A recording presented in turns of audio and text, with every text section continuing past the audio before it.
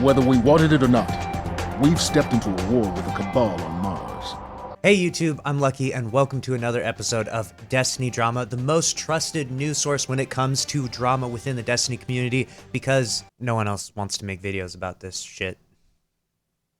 The first story is an update on the Panda cheating allegations. If you don't know, about a week ago to this day, Panda was accused of cheating inside Destiny 2. This video was posted, Panda cheating review, and it has now achieved 75,000 views, so it's definitely a very popular video, and countless other videos have spun off from this, people showing that Panda was not cheating, and so on and so forth. And the update is really simple. It's been a week, and Panda has not been banned, and clearly this is a big enough story that this was definitely on Bungie's radar. So Bungie has actually reviewed this video. They've seen it clearly at this point in time. They've definitely watched and seen this video, and they have not banned Panda. So therefore, the evidence posted in this video is not sufficient enough to ban someone. So does that mean he's completely innocent? I'll leave that to you to decide in the comment section below. But another question I have for you is that this video went up and it has so many other people that are affiliated and associated with it that it confuses me. Like, all these other people were associated in making this video. They're actually referenced in this video. All these huge name YouTubers and Twitch streamers and so on and so forth. Is there any repercussions for those that created this video to try and attack Panda? Now, I don't think that any of them did it in a sort of malicious way. I genuinely think that when you look at the evidence and look at the video evidence that was presented, it looks kind of suspicious. It looks weird. Like, he's flicking, he's doing one frame flicks, he's moving almost like unhuman-like. So I don't necessarily blame these people for thinking that Panda was cheating, but at the same time, they worked together and collaborated and created this pretty crazy hit piece to try and end this man's career. And at this point, he's been almost completely exonerated from all the evidence of crimes of him cheating. And so it's just a question that needs to be asked is there any sort of punishment for people that make these videos to try to expose people when they're proven to be false? You know, if someone tries to expose someone and they're proven to be false, is there any sort of backlash at all? Or is it just like, whatever, on to the next one? And as a pretty hilarious side note to this, one of the creators of this video, actually Tay right here, compared himself in a now deleted tweet to the late Reverend Martin Luther King Jr.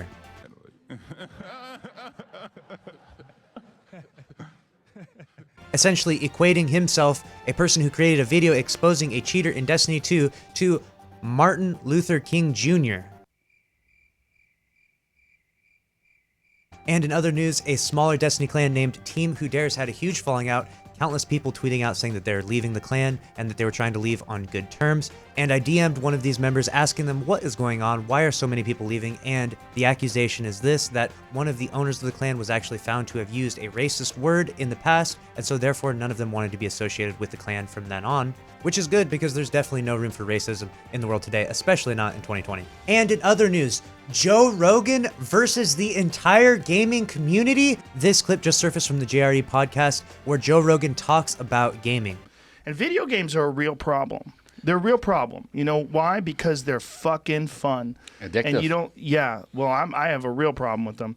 And you do them and they're real exciting, but you don't get anywhere. Right. It's like you could do like martial arts, right? You could learn jujitsu.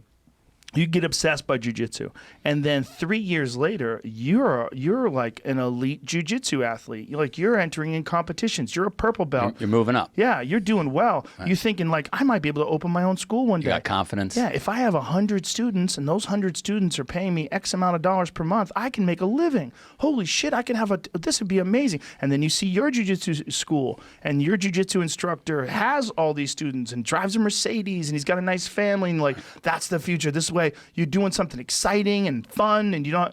Or you could just be playing fucking video games. 3 years later, you could be that same kid just playing video games, waiting for the next whatever the fuck game is, next Xbox game to come out, and you're gonna waste your time.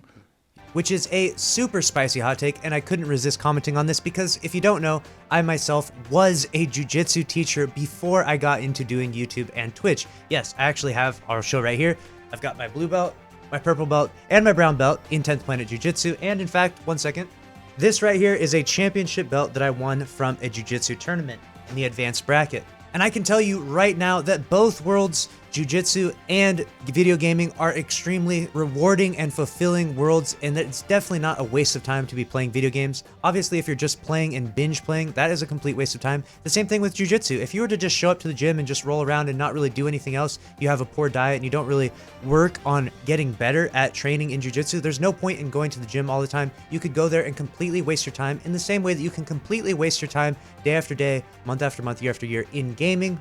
But that being said, as someone who literally was a teacher of jiu-jitsu and made money in jiu-jitsu and left their job in jiu-jitsu for Twitch, I can tell you right now, the video gaming industry is a lot more lucrative than jiu-jitsu. The video game industry is a billion-dollar industry, so this is not only an incredibly bad take from Joe Rogan, it's extremely inaccurate, and I think that he just genuinely doesn't know about the world of gaming enough to actually speak on this topic. He knows a ton about so much different stuff, and I love the JRE podcast. I watch it all the time, but this take is absolutely terrible. But let me know what you think in the comment section below. I'm dying to know your thoughts. I read through all the comments. I really appreciate everyone that does comment down below. Make sure to subscribe with notifications on if you want more content like this, and I'll see you in the next video. Later.